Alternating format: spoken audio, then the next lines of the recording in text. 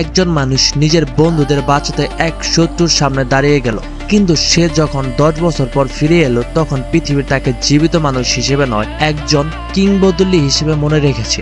কিন্তু আসল প্রশ্ন হলো, এত বছর সে কোথায় ছিল আর ফিরে এসে নিজের পরিচয় কেন লুকাতে হলো? তো বন্ধুরা, চলো মূল ভিডিও শুরু করা যাক।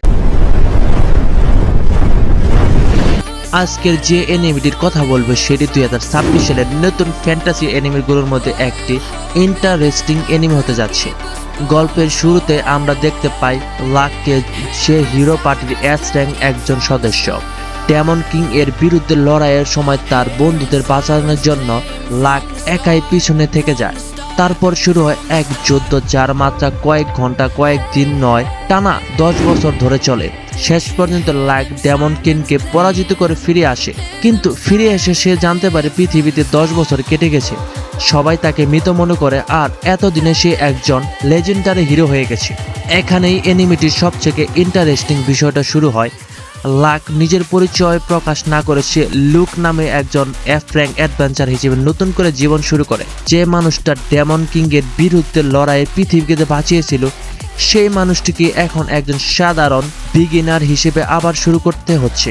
আর এই হাইট ইন্টারেস্টিং গল্পটাকে বেশ এন্টারটেইনিং করে তুলেছে। অ্যানিমেটি ফ্যান্টাসি, অ্যাকশন, অ্যাডভেঞ্চার এর পাশাপাশি ক্যারেক্টার ডেভেলপমেন্ট এবং কিছু মিস্ট্রি রয়েছে।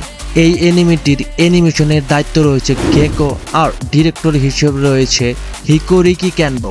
আর যারা হিন্দি ডাব পছন্দ করে তাদের জন্য একটি সুখবর, অ্যাপল টিভি এর লিস্টে অনুযায়ী অ্যানিমেটির হিন্দি ডাব অ্যাভেলেবল রয়েছে। কিন্তু একটা দুঃখের বিষয় হচ্ছে, এই অ্যানিমেটি এখনো চলমান। এখন পর্যন্ত 3টা এপিসোড নেমেছে হিন্দি ডাবে।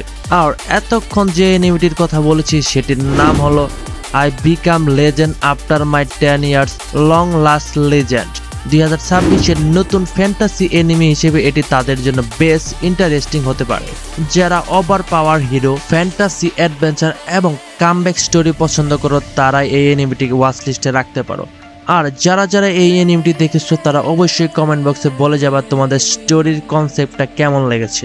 আর এমন নতুন অ্যানিমের নাম জানতে আমার চ্যানেলকে সাবস্ক্রাইব করতে ভুলবে না। তো আজকের মতো বিদায় নিচ্ছি, আল্লাহ হাফেজ।